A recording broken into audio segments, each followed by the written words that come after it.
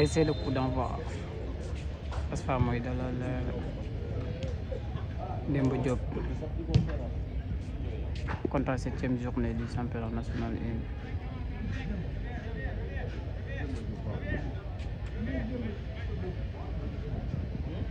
1. Asfa bi en blanc, Demba Diop en bleu blanc.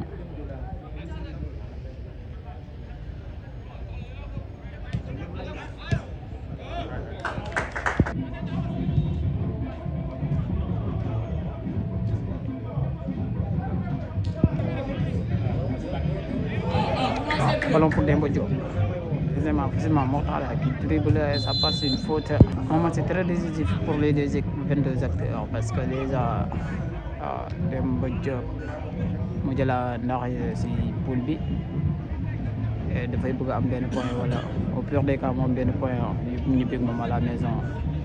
Asfa moo jël deuxième du championnat bi avec 10 points. Kër Madior rek moo ko devancé. Kër Madior je vous rappelle que moom day dalal tey jii nii bon foofu si stade Caroline Faye de Mboro UG Fatick moom mu jël 3e. waaw match c'est très décisif tamit aussi kon match yi am solo lay doon waaw. Ballon pour Demba Diop mais c'est la touche non.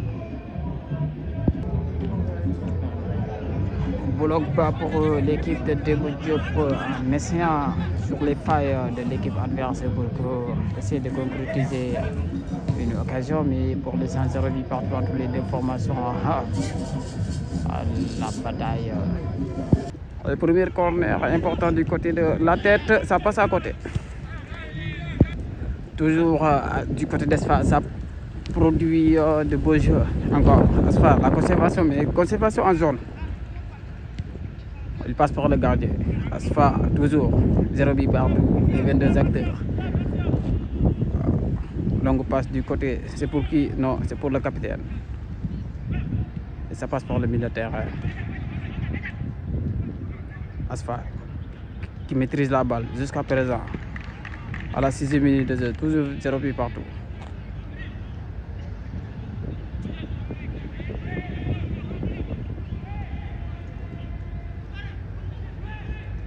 Amul solution. C'est bon.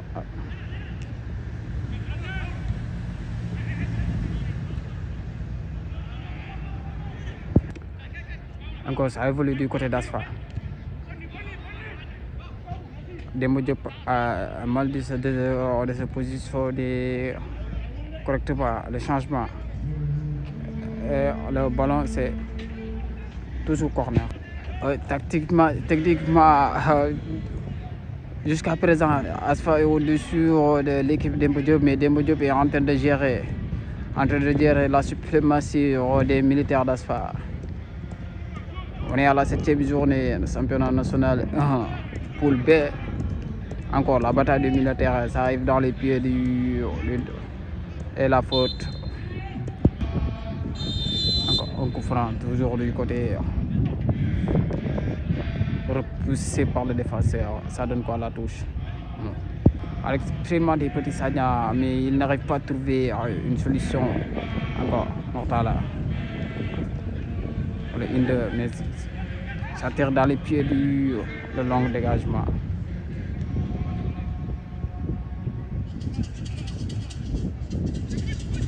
Demba Diop.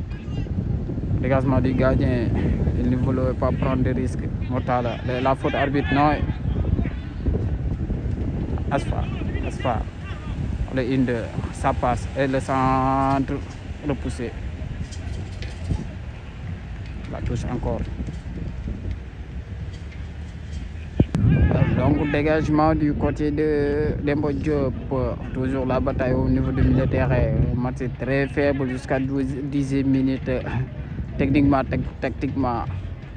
Mais c'est normal, ce n'est que le début du coup. La frappe dans les mains du portier. Première tentative, il arrive dans les mains du portier. Et le coach de Demba Diop vient de se lever sur son banc en disant à son équipe de se calmer, effectivement. Oui. Et Demba Diop, comme en attaque, il préfère de la jeunesse. Encore, ça développe. Ça développe du côté. Après ça donne quoi la touche. Centre en mouvement. Il y a que c'est normal. Encore.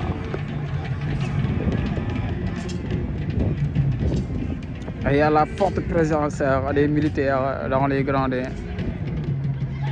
Là, il fait Ronaldo le premier but de ce match dès les 12 minutes de jeu.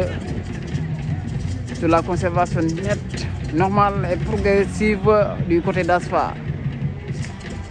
Demba Diop war nañoo gën a defaraat seen positionnement et ça souffle dans les tribunes aussi. Les militaires sont en train de réagir en supportant leurs équipes, en les poussant à bout. Encore. Montala, le métronome de cette équipe, mais amul solution. Le petit pont, il dit de se calmer, mauvaise passe, la transition, et ça, c'est pour qui le gardien, il le met en touche aisément. Ça passe, le centre. Demba Diop, le latéral gauche. Def na ko ca kaw. Pour qui? Pour Kama qui dévie. Non, n'arrive pas. Pas cher. Arbitre, la faute. Contre pas cher. Donc, faute. Je vous rappelle qu'encore une fois, ça joue très bien du côté des bleus, des blancs du moins, d'Asfa.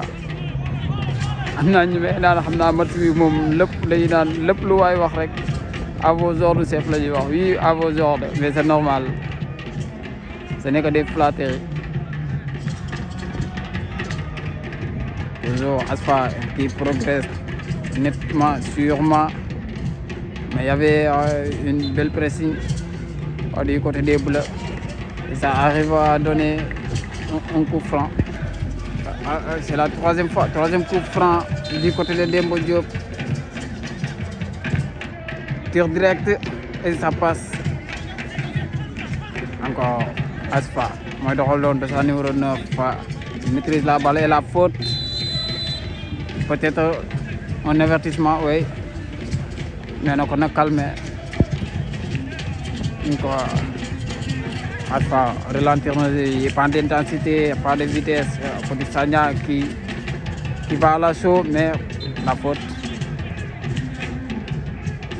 Et gis nañ configuration Demba Diop dafa bëri énormément de blessures vu raison pour laquelle en attaque dafa indi que des jeunes. Il y a Kama, Pacher et Mortala et ça prouve que il faut être mitigé.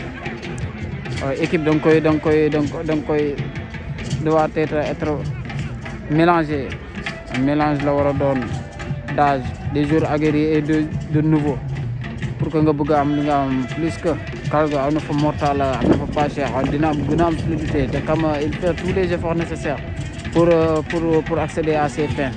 Asfa nag gis nañ ne depuis là ñoom ñoo mën a utiliser bal bi xam nga def conserver mais avec le vent aussi et c'est normal. En tout cas daal match bu nar a neex lay doon parce que Asfa day bëgg am 3 points nekk ci ginnaaw dafa yéex nekk ci ginnaaw Kër Madior vu que Kër Madior tey day match ak UG Fatick bi nga xam ne moo nekk 3e.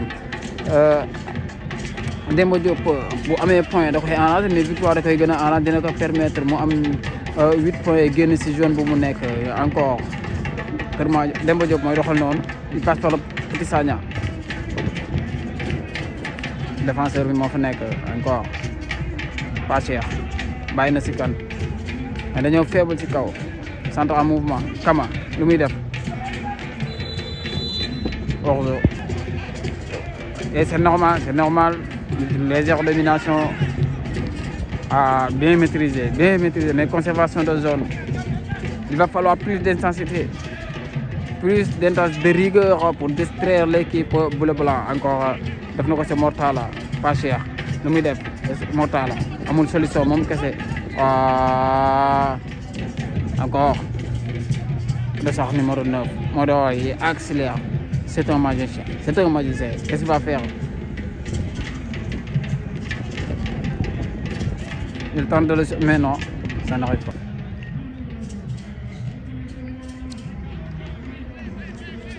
Dembo Diop est en train de souffrir, on est à la 17e minute, toujours 0-8 partout entre les deux formations. Le capitaine, qu'est-ce qu'il va faire? Il les met dans l'espace. Pour qui? Le latéral gauche. Remise, mais mauvaise. La frappe écrasée. Il a bien tenté. Et qui pour tenter Woldo Amlumbug, c'est normal.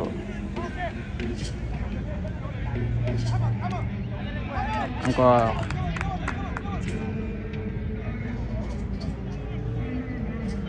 Et je vous rappelle que le gardien de Radasfa, il est très respecté, il est gradé. Mais on voit aussi que les militaires, les discipline ak ñom koy woné gis nga moy de communication wax ju bari wul gis nga ñu ngi woné na dal ñom dal éducation ak discipline dafa bokk ci ñom. Et c'est à saluer franchement. Donc un corner. C'est un corner du côté Rasfa. Repousser la frappe. Toujours Asfa en conservation, c'est normal. Il est dans son pelouse. La tête qui donne après, ouais, faute pour les bleus blancs.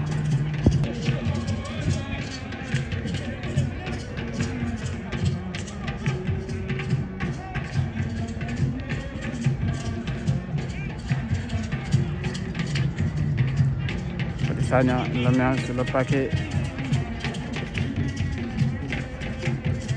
On voit, gis nañu que Dembo Diop bi bon dafa faible ci kaw. Défensivement présent nañ mais offensivement dañuy manquer peut-être relation entre les lignes mooy des.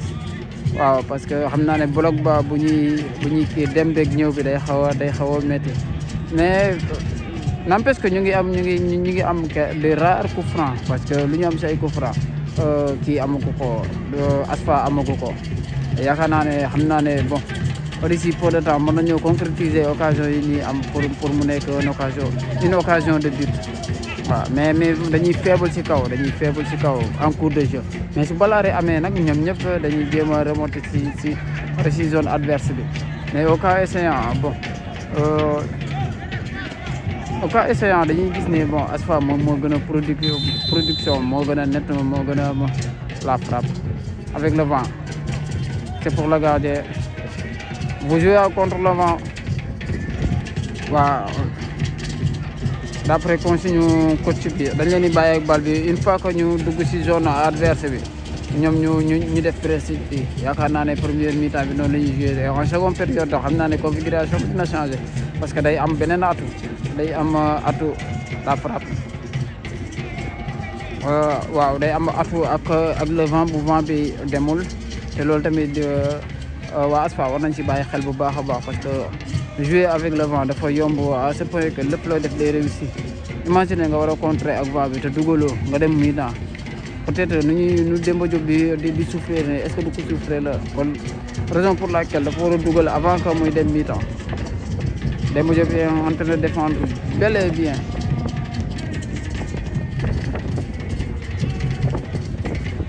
La frappe, c'est pour le gardien. Encore, il y avait la forte présence du gardien de Demba Diop.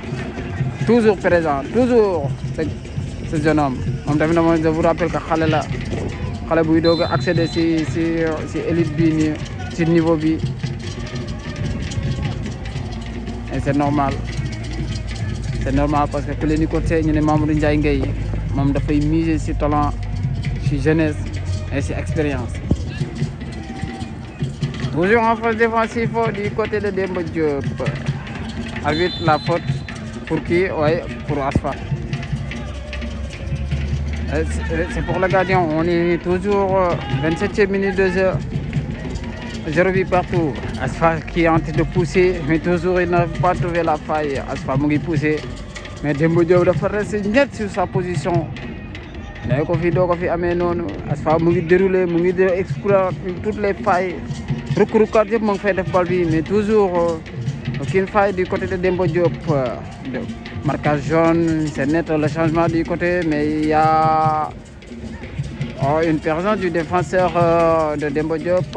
Encore ballon, la transition offensive du côté de Midef, amul solution. Le 1-2, arbitre. Non, le centre. Non, la faute. Toujours il passe par le gardien. Gardien bi lu muy laal bal bëri na lool et ça veut dire que bon toujours amuñu solution, amuñu faille bu tax ñu war a mën a le but déclencheur du match. Et ça passe. Heureusement, repoussé. Arbitre, la faute, non. La faute pressing du côté d'Asfa. Asfa qui joue très bien. Pour cette première période, la circulation, progression, l'accélération et la vitesse, mais pas de précipitation du côté des joueurs d'Asfa. Encore, gis nga ñu ngi koy def nettement et sûrement. Asfa qui déroule. Asfa, toujours, il n'arrive pas à trouver la faille. On est à la 30e minute de jeu, toujours 0 but partout. Là. Quelle passe. Le centre repoussé par le défenseur. Encore. Asfa qui pousse encore une fois. Lu muy def amul solution. Ñëwaat na si en arrière. Pour qui la passe en retrait est mortale. Remise à la tête. Mu ko def. Demba Diop en train de souffrir. Ay n'empêche que vu que bon circulation progression Asfa bi am na solo lool, mais ku wax lii wax la ca des parce que disposition technique et tactique du côté de Demba Diop c'est à saluer parce que gis nañ ne cadrage bi mu ngi jaar yoon moo tax l'accélération, la passe en profondeur pour qui pas Cheikh lu muy def la frappe non crochet encore la frappe et sur le poteau ci poteau bi la ko dóor encore arbitre pas de faute pas Cheikh. Première occasion nette de Demba Diop, mauvaise passe. Mais c'est normal, ça arrive encore. Le dessin numéro 10, c'est Kabirou, le centre pour qui la tête. Il n'y a pas hors-jeu et ballon perdu. Encore une fois, Asfa. Mais gis nañ ne à 2 ou 3 minutes, gis nañ ne Demba Diop créé na quelques occasions. Mooy li ma la doon wax sànq rek ci jeunesse bi. Moo tax la bu récupéré def une très belle accélération jox pas Cheikh dóor mu dal ci poto bi. ñëwaat ñu defaat beneen sama arbitre yaa hors-jeu comme sànq rek ci accélération bi mu ñëwaat accélération bi ñuy wax ci âge bi rek Kabirou un expérimenté de cette équipe defaat benn accélération centrée une autre fois bon ci ñëwaat def bon mbëkk mais mu daal ci kaw loolu yëpp gis nga ay séquences yoo xamante ne c'est à saluer. Vu que nag ñoom dañoo am contre le vent, il joue contre le vent. Demba Diop day jouer contre le vent, mais il gère net très bien situation yi mu nekk. Peut-être en deuxième période dina nekk période bu favorable si côté Demba Diop. 36e minute de jeu, toujours 0 but partout. Ak une domination nette du côté d'Asfa. Le centre non crossé. C'est pour le gardien ramasse. Oui, il joue sur le timing, c'est normal. Un corner du côté de Asfa. Centre en premier poteau repoussé.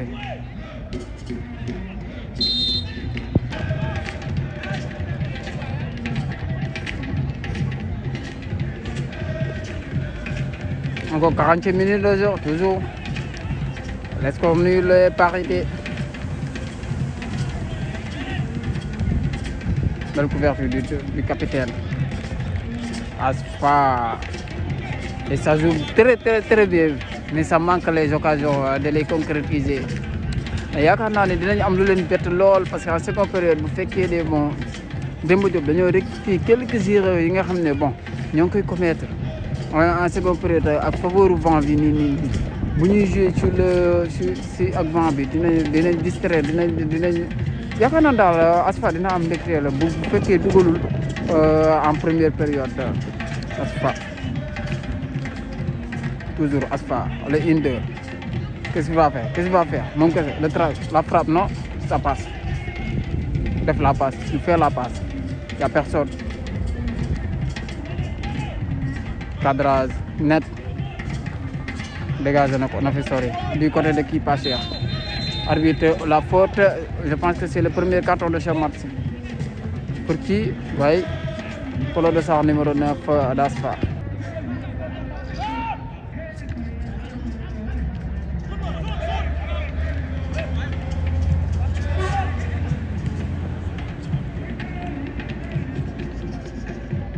Sagna mooy daw noonu mooy daw di cadrer il fait très bien son job Mortal la récupération qui passe mais oh la touche et les militaires sont tous là présents pour supporter les équipes à la poussée pour une victoire éclatante mais jusqu'à présent Demba Diop en train de les rectifier. Arbitre la faute, oui. Allez, les supporters, les militaires ne sont guère contents. Kabirou, la frappe est écrasée. Et Kama, je vous rappelle que jeu de tête extraordinaire, Baliou Demba Diop am yëpp si moom lañ koy miser xale la jeune la et am na talent aussi. Mais il ne reste que quelques modifications pour que mu accéder à ces films aussi encore. Bon, on arrive peut-être dans les temps additionnels, mais c'est que 1 minute 30 secondes à jouer de ce temps réglementaire. Il passe par le défenseur central, numéro 12, moi, Amoul Solution, il les met dans l'espace, mais heureusement. Et bon, il y a des talents là. Effectivement, il y a des talents, surtout le latéral gauche de Demba Diop. Il couvre. Il est rapide, il est généreux dans ses exercices kon yaakaar naa ne bon waaw am na lu bari la ñu war a wax si moom mais temps bi moo ñu ko dul permettre Asfa mooy doxal noonu ba léegi. Perdu Kama et ça passe il forcing qu'est-ce qu'il va faire le timing le passement de armes mais il y avait défenseur bi da ko fa fekk. Il a débouché beaucoup d'énergie et c'est normal. Et la faute. Oui, c'est très difficile. C'est très difficile vu que le Moubuga def day metti lool parce que jëlee bal bi bon ligne média yóbbu ko ba si zone adverse bi plus de 30 mètres à courir. Ça devient très dur. Il faut être très costaud, très résistant pour y accéder.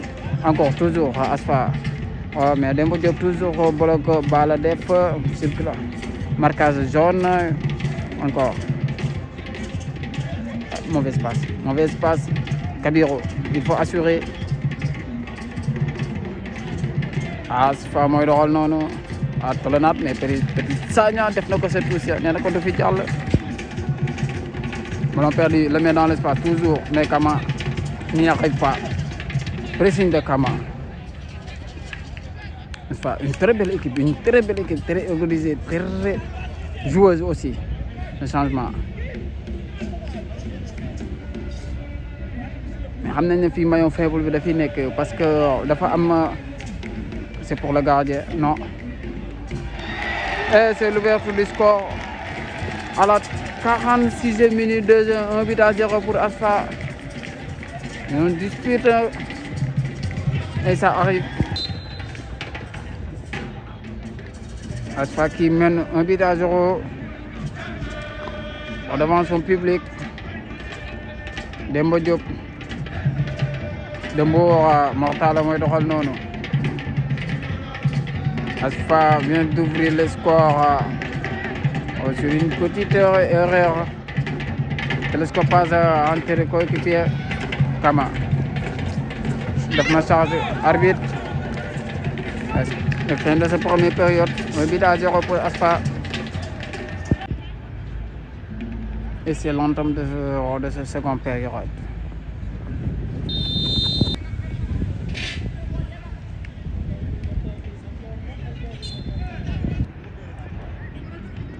C'est bon, je dis tantôt, bon, c'est ça.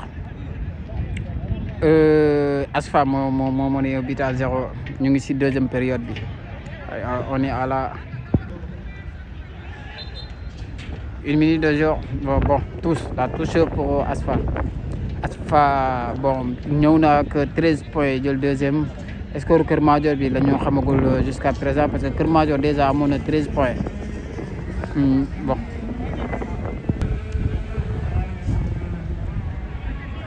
Long dégagement, la faute, non, oui. Asfa qui reprend le même jeu. Comme c'est de première période à pressing, def na pressing ci gardien bi. Def na ko ci espace bi, on l'a remise du côté encore. Pour le deuxième ballon, c'est pour Asfa. Alors, encore, le 1-2. Mortala.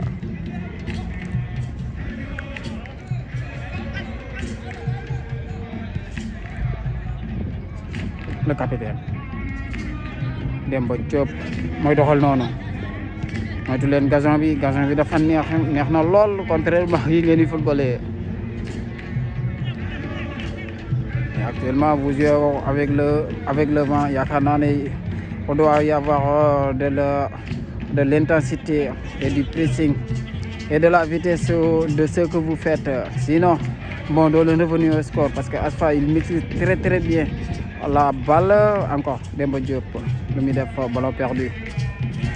Asfa, il passe pour le gardien capitaine de cette équipe. Def na ko dans l'espace pour qui? Le latéral gauche. Encore la tête pour le militaire, la bataille du milieu de terrain. Petit Sagna poussette na ko pas cher mooy dem précis noonu na fi jóge na fi sori. Mais gis nga li ma la doon wax ak le vent day métti lool Petit Sagna, il y a de la précipitation, fallait contrôler.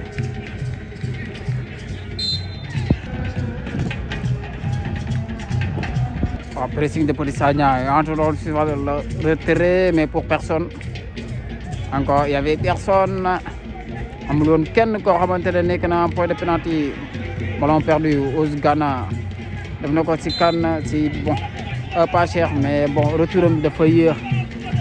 L'entraîneur dit de se calmer et ça devient très très très facile du côté de Demba Diop parce que Asfa mu ngi commencé perdre des balles primées. C'est le avantage de Demba Diop la yaakaar naa ne plus de calme, plus de sérénité dinañu essayer concrétiser. Asfa mooy doxal noonu. Ce numéro 9 il est exceptionnel. La frappe est repoussée par le gardien et ça donne quoi? Un corner. Alors Rémoise, Asfa mooy doxal sa numéro def na la frappe et ça passe à côté. La surveillance du côté de Demba Diop. Alors avec Camor, kenn gisu ko de cette seconde période, il le met dans l'espace. Le dossard numéro 3, feinte de corps. Le muy def il persiste Modou. Le centre en mouvement. C'est pour qui? Non, le gardien. Non. Vous voyez, défenseur bi tajal na ko par caisse. Le long dégagement du gardien. Pour qui? Pas cher. Arbitre, il n'y a pas faute. Toujours Asfa, le long dégagement.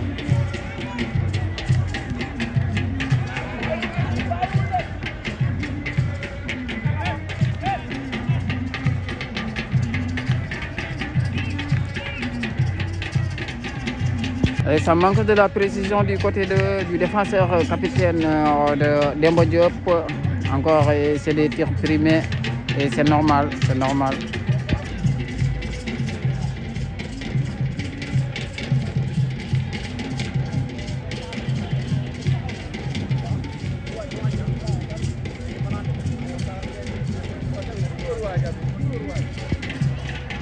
Toujours Demba Diop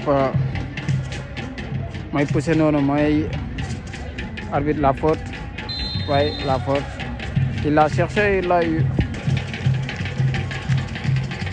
Encore, ça progresse.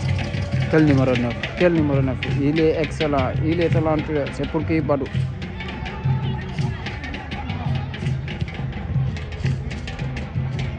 Long shot, pas cher, belle réception.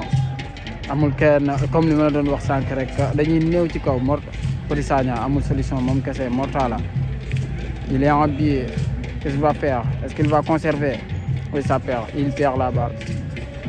La touche. Bien mérité. Toujours le score n'évolue pas. Net 1-0 du côté des militaires d'Asfa. Kama, Moïdron. Ballon perdu. Le met dans l'espace pour qui? Le robuste, il est robuste. Il est 30 time Sonoluko. Et après ça, le Inde. Qu'est-ce que c'est? La frappe, non. Il cherche la frappe. Cakao. Waaw gis nañ disposition bon Demba Diop ñaari axe centraux yi dañoo sorante te kenn du couvrir kenn pour l'instant te yaakaar naa ne le dossard numéro 5 bi buy dem dafa war a nekk en couverture pour dossard numéro 9 te loolu dañuy gis dañuy am espace arbitre ne suffit pas la faute latéral gauche lu muy def la talonnade joue juste c'est vrai.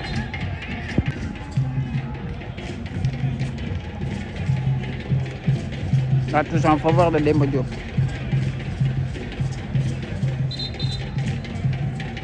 Et un changement qui se prépare du côté de Demba Diop. Je pense que poste pour poste lay doon Petit Sagna temps bi xaaru la et vous êtes mené et mettez de l'intensité de la vitesse, arbitre la faute. am nañu ay des hommes de taille yaakaar naa ne mën nañ koo teg centré ko waa ji mbëkk comme nu demb nu Asfa def sànq encore le dossard numéro 5 moom mooy tiré coup franc bi un coup franc très important dépassé na ligne centre repoussé. Il y a la forte présence des joueurs d'Asfa encore il est talentueux xam na lu muy def mën na lu muy def bon arbitre. Oui, l'intensité, il joue sur l'intensité. Et carton aussi pour le défenseur central de Demba Diop. Il joue sur l'intention. Changement poste pour poste.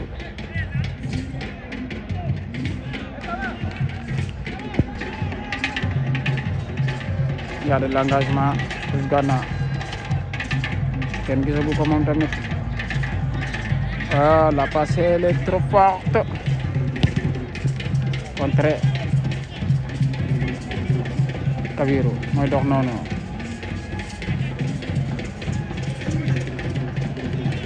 c'est des joueurs de qualité, ballon perdu. Mortala lu muy def exploit individuel c'est possible mais heureusement le défenseur du moins. Et il y a un changement du côté de la physionomie de ce match. Que li Asfa doon def en première période waxoon naa la ko avec le vent moom la Demba Diop nekk di def mais il manque de précision et de l'assurance du niveau des passes parce qu'il faut sécuriser les passes du côté de Demba Diop manque de précision et sécuriser seen passes rek moo des yaakaar naa ne il va falloir que ñu liggéey ci gën a am sécurité gën a am intensité ak vitesse pour mën a bët bloc boo xamante ne moom la waa Asfa teg un changement du côté d'Asfa.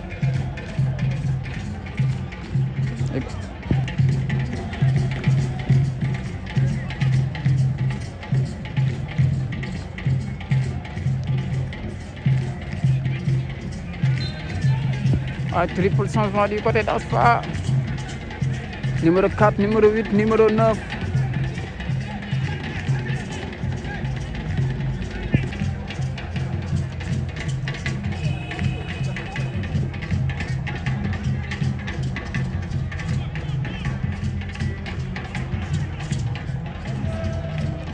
Arbitre, oui, c'est d'accord. Il fait partie des nouveaux entrants de sa numéro 10 qui a commis la faute. Et, oui, c'était Ousgana. Toujours 8-0. On est à la 20e minute de jeu de cette seconde période. Asfa mooy dominer actuellement Demba Diop fii si pelouse am dañuy ñëw deuxième avec 13 points Kër Madior moo jëloon fii ak 13 points man tam mu ngi daw moog UG Fatick tamit amoon na 10 points jël troisième moom match bu tenace match bu am importance lay doon aussi.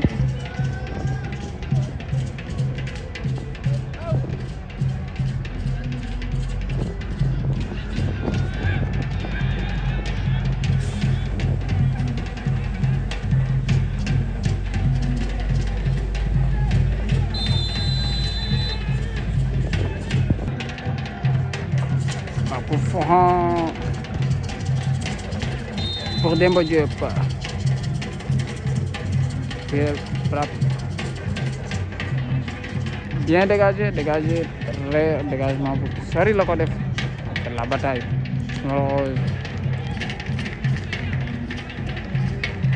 toujours une légère domination du côté de Demba Diop. Encore il passe par Badou à Petit Sagna. Petit il passe par le milieu de terrain. Arbitre il a obtenu une faute encore mortale. Le coup d'œil pour qui? Petit Sagna, la conservation du côté de Demba Diop. On peut dire nettement le défenseur central Ousgana le met dans l'espace. Est-ce qu'il va dina ko jot wala bal bi day gën 6m50 la dee.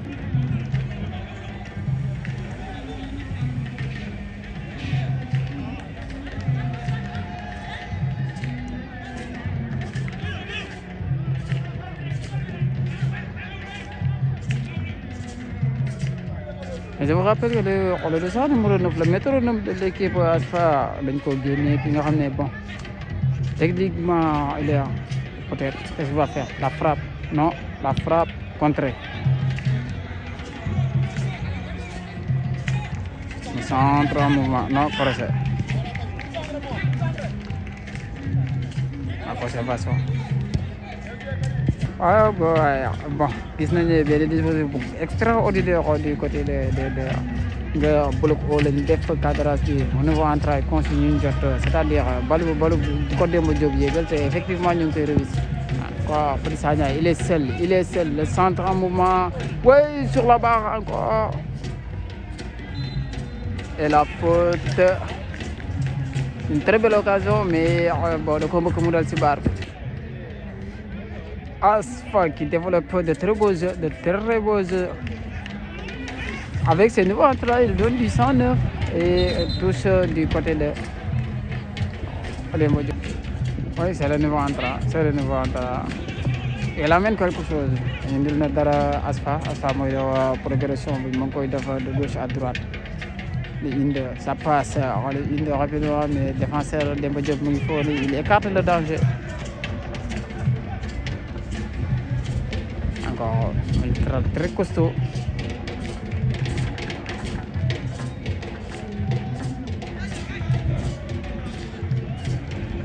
Encore. C'est trop fort, c'est pour le gardien. Non. Mauvais jugement du côté du gardien. L'arbitre, qu'est-ce qu'il va dire? Non.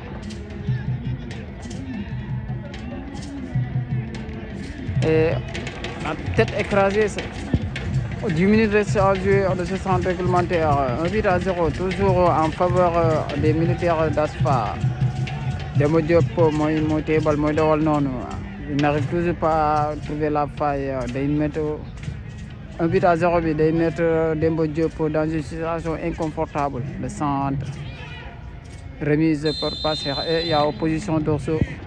C'est un match très costaud, très physique aussi. Qui dit les militaires ils vont une équipe très physique, dañuy daw un peu partout sur le terrain, dañuy daw de gauche à droite, ils sont physiquement très techniques, très tactiques, très physiquement, double changement du côté de Demba Diop, le capitaine emblématique de cette équipe. Sékou moom la coach Pangé di indi pour mu am indi densité si milieu de terrain bi. Coup franc pour Asfa, donc dégagement.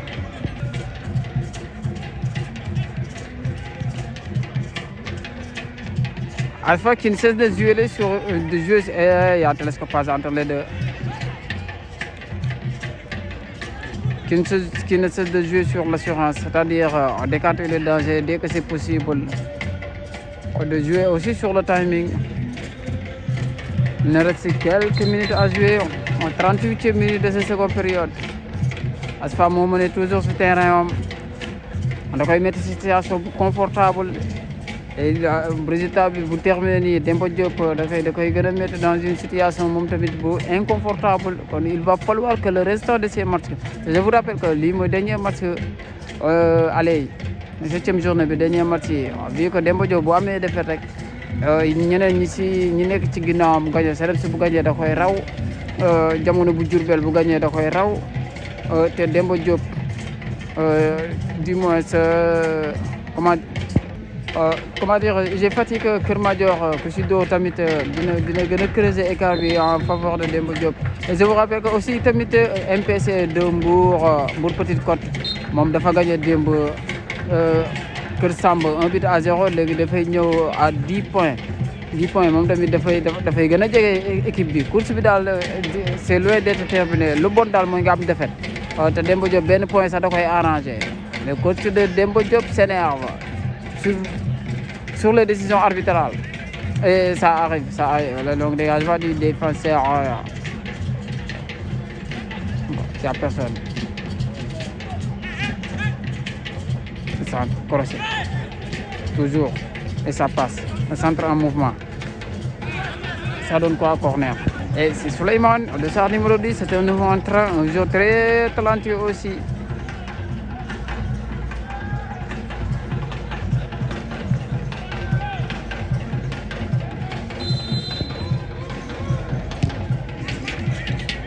C'est le deuxième but. Là. Souleymane, on passe décisif, c'est un nouveau entrant. 2-0 du côté de Asfa, des militaires d'Asfa.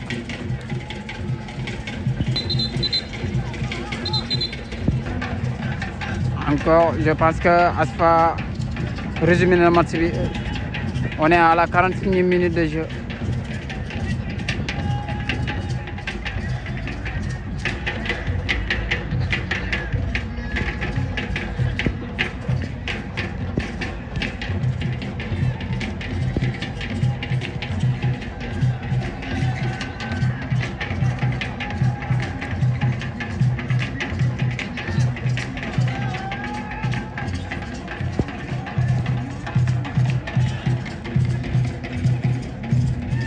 Et ça devient très facile du côté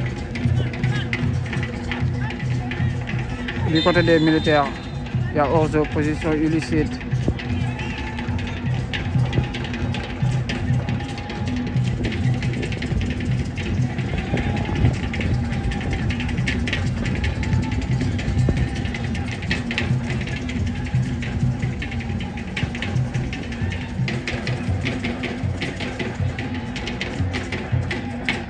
La frappe non remise en jeu.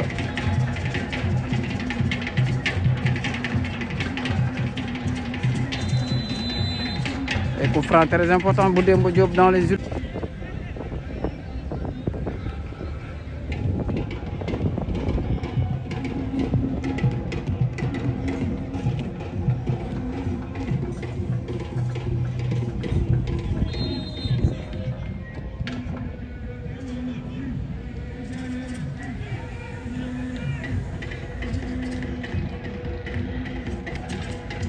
Quelques secondes restent à jouer. Quelques secondes.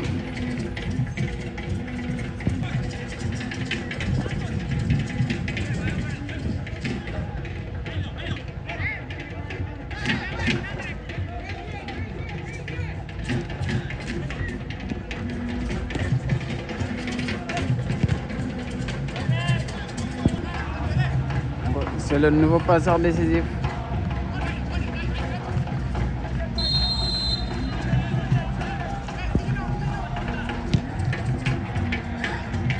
Encore.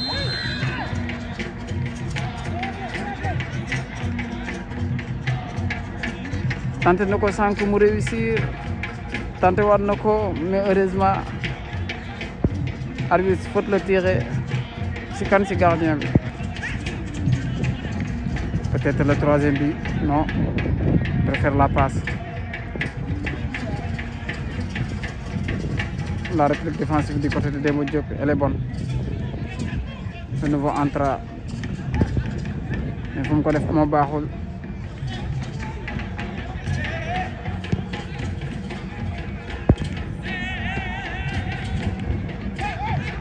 Encore une belle prise du gardien sur des erreurs techniques et tactiques.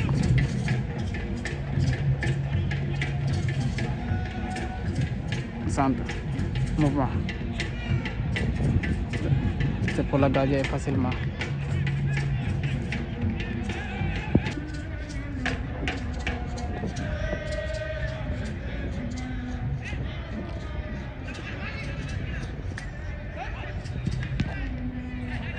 Un autre pour Badou. Il est le sauveur de cette équipe.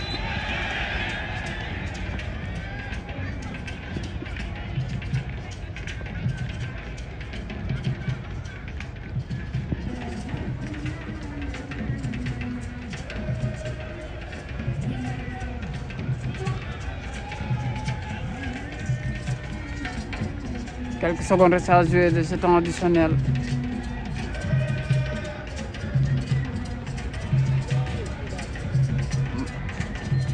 Le relance du gardien, mais sauvé par son défenseur. C'est ça qu'on appelle une équipe. Kenn defee erreur keneen ki da koy corriger avant que leneen di xew. Gardien bi la conservation c'est joli. Quelle séquence, quelle séquence.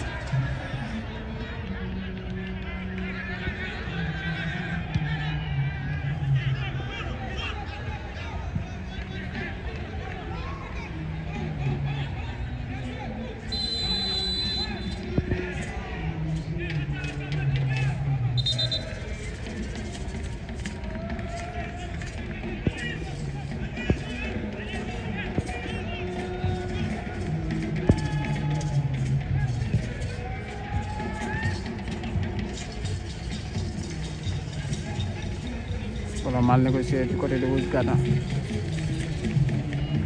Asfa, trop à l'aise sur son terrain. Là,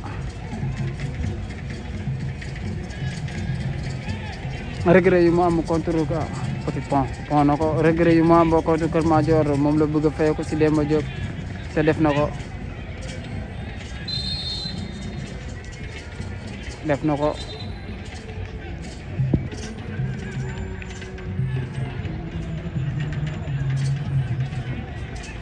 Quelques secondes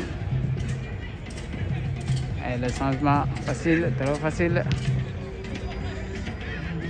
C'est le troisième but. C'est le passeur décisif. Et c'est le passeur décisif. Trop facile même, trop facile. 3-0 du côté d'Asfa.